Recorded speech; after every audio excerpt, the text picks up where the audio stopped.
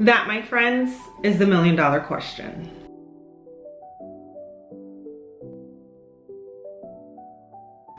So today I'm answering a frequently asked question, and this question I always get asked from my patients as well as people that I don't work with, so I want to go ahead and address it. The reason I'm looking on my computer is because I have my notes. I'm not going to try to remember everything. I want to make sure that I'm hitting all the points that I need you to know. So that question, that question is why, let me wait for this car to pass by. That question is, why is my continuous glucose monitor, my CGM, and my glucometer, my finger prick, showing two different readings? So hi everyone, my name is Kim. I am a registered dietitian nutritionist and a certified diabetes care and education specialist. Today we are going to be comparing apples to oranges.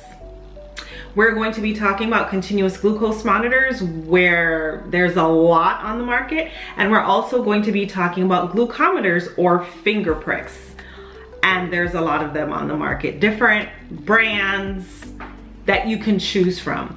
So anytime I say a finger prick, I am speaking about the glucometer. So I'm going to be using those words interchangeably.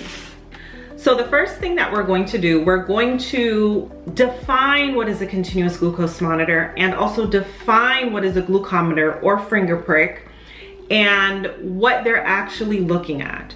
So if you are living with diabetes, whatever type of diabetes you have, you may take your blood sugar reading. At home, you can take your blood sugar by using two methods, and that is the CGM, the continuous glucose monitor, and the glucometer, which is your finger prick. So both of them can assess the amount of sugar that is in your body, but there's also some differences. So with the continuous glucose monitor, I actually do have one right here, but I don't want to necessarily show you the brand at this time. But with the continuous glucose monitor, I may insert a picture here with me wearing one. It has like a little tiny filament that you can put on your arm, you can put on your abdomen, you can put on various regions of your body, but the arm and the abdomen are the most popular. And that thin, tiny filament is inserted under the skin into the subcutaneous, don't let that word scare you. That means the subcutaneous tissue. Don't let that word scare you. The fat. And it is testing the interstitial fluid, right? I want you to remember that. The CGM, the continuous glucose monitor, has a thin, tiny filament that is, you can put it on the back of your arm, the fatty part of your arm, or your abdomen, and it goes into the subcutaneous tissue, and it is looking at the amount of sugar in your interstitial fluid. The glucometer, the finger prick, is a little bit different. It has a very sharp needle that you prick your fingers with, and it is testing your blood. So the first difference, comparing apples to oranges, is the CGM tests your interstitial fluid, and the glucometer, your finger prick, is testing your blood. They're looking at two completely different things. Therefore, when individuals come to me and say, well, my CGM is not matching up with my glucometer or my finger prick, yeah, there's a reason why, because it's looking at two completely different things. The CGM is continuous. It's looking at it all the time. And on your little device, it may update itself every 5, every 10, every 7, every 15 minutes or so. The finger prick is just looking at that snapshot in time.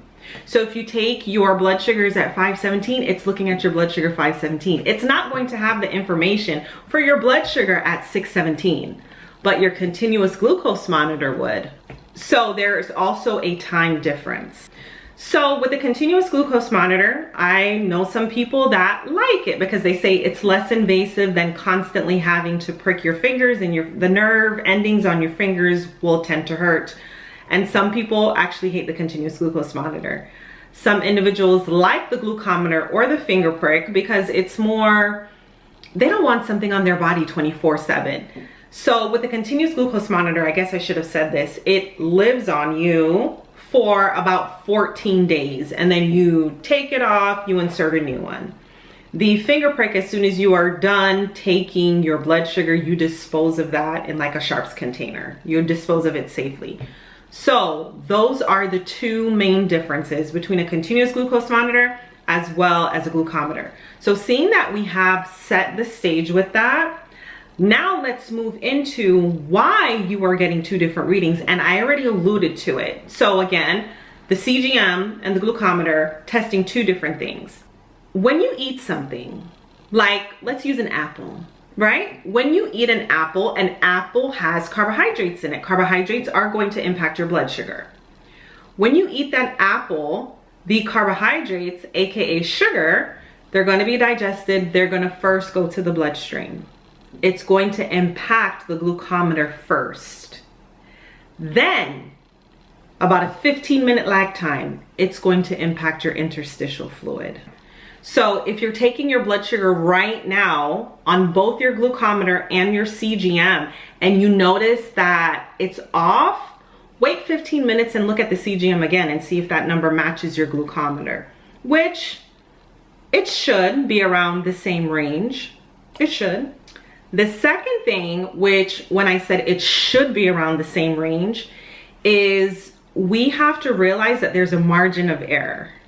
CGMs, continuous glucose monitors, can have a margin of error depending on what brand you are using. So if your CGM says that they have a 10 to 20% margin of error, that means when you take your finger prick, your glucometer, that there may be a 10 to 20% difference. And all CGMs are allowed to have a margin of error. So something that I like to do for my clients, they probably don't know that I do this, is when I'm working with them and if they are wearing a continuous glucose monitor and they do have a glucometer, I have them to take both so that I can calculate their margin of error to see if everything is already calibrated, if everything is rightly calibrated, I should say. Also, when we look at accuracy, there's certain factors that we need to address. Your blood sugar, when you are looking at your continuous glucose monitor, as well as when you are doing the finger prick, can be totally off if your hands are dirty. If you're taking your finger prick with dirty fingers, that can throw your numbers off. If you don't get enough blood on your test strip for your glucometer, your finger prick, that can throw it off. If your test strips are expired, that can throw it off. If your test strips have been subjected to a high humidity, that can throw it off. So we have to remember that technology is great until it isn't. Now when we're looking at the continuous glucose meter, the little patch thing that you put on your arm, the sensor that you put on your arm, I should say, it can be thrown off if it's not breathing. And some people may be like, Kim, what are you talking about if it's not breathing? If you are laying on it, if your clothes are too tight and it's restricting, it can show inaccurate readings. And then also, timing does matter.